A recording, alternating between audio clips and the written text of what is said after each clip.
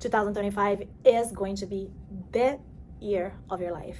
You're going to have massive breakthroughs if you understand what I'm about to say. If you're into personal development, manifestation, law of attraction, mindset, you have probably seen this image right here, the Map of Consciousness by David Hawkins. But what most people fail to acknowledge and understand is that this is a map of consciousness, not a map of emotions. So when we talk about manifesting our dream life, when we talk about crafting our dream life scenario, most people, what you hear out there is feel grateful, feel better emotions, right? Uplifting feelings, and you will be connected to a different frequency, a different vibration, and you're gonna match the frequency of your dreams. How many of you guys have heard this over and over and over here? Perhaps even I have said this here before, but now I wanna really get into the root of reality creation, because that's very superficial. Let's just be grateful and connect with that frequency and things are going to manifest. Let me break this down, because when I started to analyze my own life, I was like, this can't be it, because my biggest breakthroughs, my biggest manifestations happened when I was at my rock bottom, when I was not feeling grateful, when I was feeling like shit. When I manifested my dream life in Hawaii, I was back in Brazil and I was not happy. I was not being happy and grateful. My frequency was not high. How the heck then I was connected through the universal laws with that possibility, and that turned into a probability, and I ended up here, right? If you have to match the frequency of your dreams, which is so vague, how the heck did I end up here when I was not feeling grateful, when I was not feeling happy? So I started to analyze the patterns. When I lost my husband and I became a widow, I was grieving. I mean, how can you be happy when you're grieving? I was at my rock bottom. And that's when my business, within 2 months, I had a big breakthrough, financial breakthrough. How did that happen? If you need to be feeling abundant, I wasn't. And so everything that I was reading and studying started to not make sense. And I started to analyze my life and the things that I was seeing around me. When I went to Bali, I've seen the happiest people, the people with the highest vibration. If you had the opportunity, the pleasure to travel to Bali, you probably know what I'm talking about. That place has such a good energy, good vibes, and people are naturally like so grateful. They pray a lot. They do offerings to their gods a lot. They are so loving and honest and caring and happy. How are the happiest people that I've met and the most grateful living in such misery, financially speaking, right? When we talk about material things, because yes, in the spiritual side, which is wonderful, they have a lot, but the material side of it, they were in poverty. How is that possible then? Wouldn't it make sense that because they are being extremely grateful, then they have a better manifestation power or so? Now, how do you explain some of the multimillionaires that I know of? They are depressed. Wouldn't then they be disconnected from that reality because they are not feeling grateful and vibrating high? So, what's driving your reality? This is what I need you guys to understand. It's not just your emotions. Because in fact, your emotions, you guys need to understand the difference between emotions and feelings. Your emotions are physiological. It's a mechanism of protection. So for example, you see a snake. That triggers an instant reaction within your body. An instant, your heart starts racing, your temperature raises, right? That's just a survival mechanism. And so when we have an emotion, nowadays our triggers are not just the snake. It's the trigger is your partner, the trigger is the traffic, the trigger is the lack of money. So when you have a trigger in our current life scenario, in our society, it's not the snake anymore. We have an emotion, which is in our instinct, right? And we can either redirect or reinforce that emotion. And when we choose to reinforce that emotion, then that can turn into a feeling state. Let me give a better example so you can understand. When my husband passed away, I felt an instant emotion of sadness, of grief. But I could either reinforce that by putting myself either more down, which I did, and I was very depressed and suicidal, but luckily I had my spiritual support and I got out of that feeling state. And so your feeling is your redirection from the emotion, or you reinforcing it.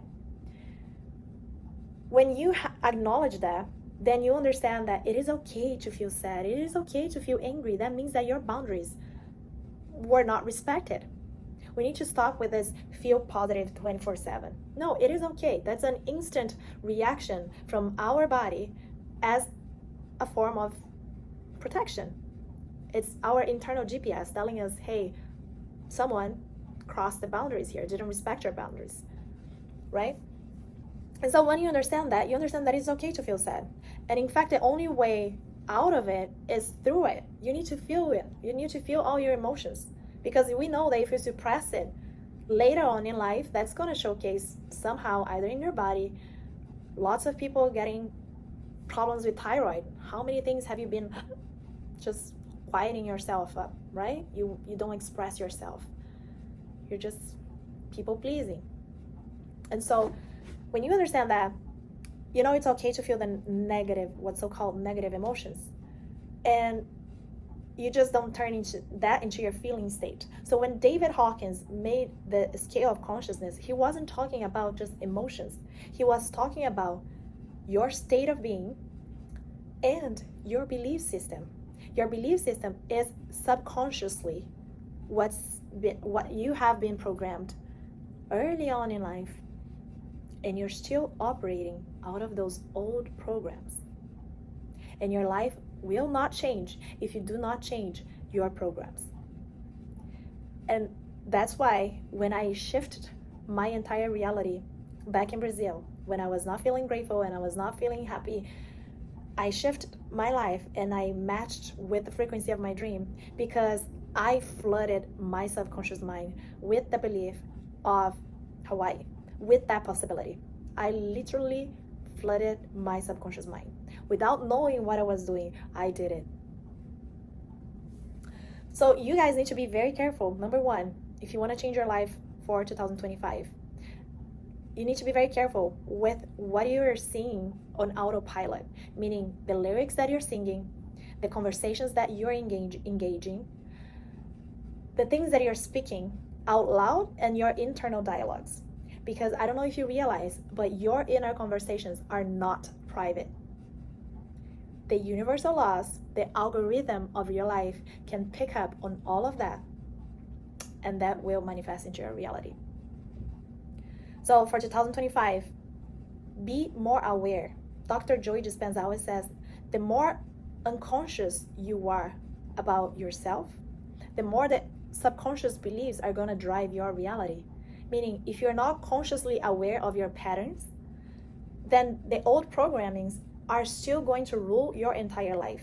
And that's why you say, this year is going to be different. This year I'm going to lose weight. I'm going to have the best shape of my life.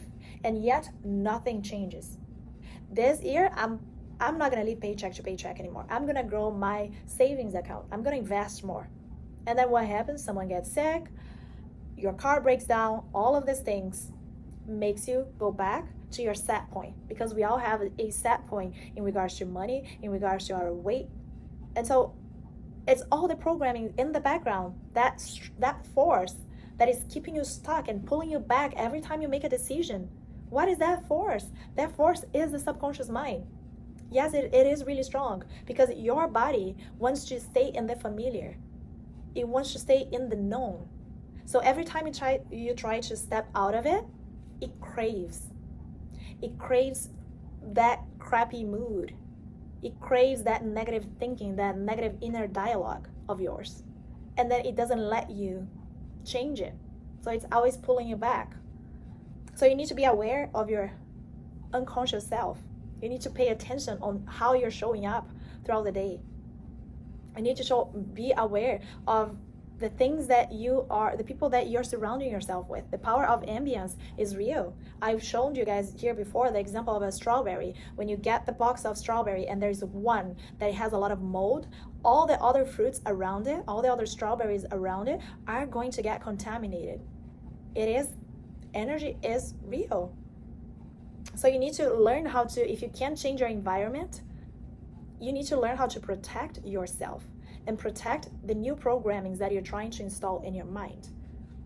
If you're tired of trial and error and you want my step-by-step formula on how to reprogram your subconscious mind in 90 days, yes, or less, because you don't need necessarily 90 days. If you're very aware of your unconscious self, you can change your programming. And once you change your programming, you change your set point in regards to money, you change your set point in regards to your weight, and then it's not that battle anymore.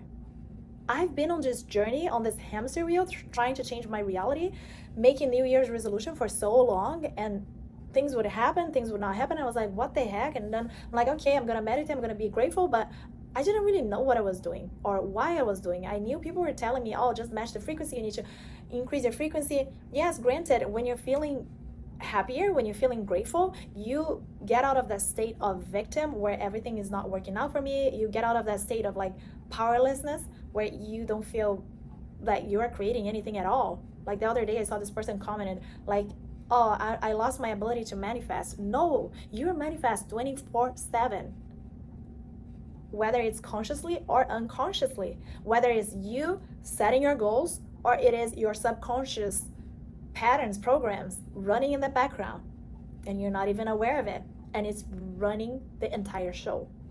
So if you're tired of that and you really want to make 2025 the year where you're going to finally accomplish the things that you set for yourself, then I'm going to leave here below in the description of this video the link to Roy Academy.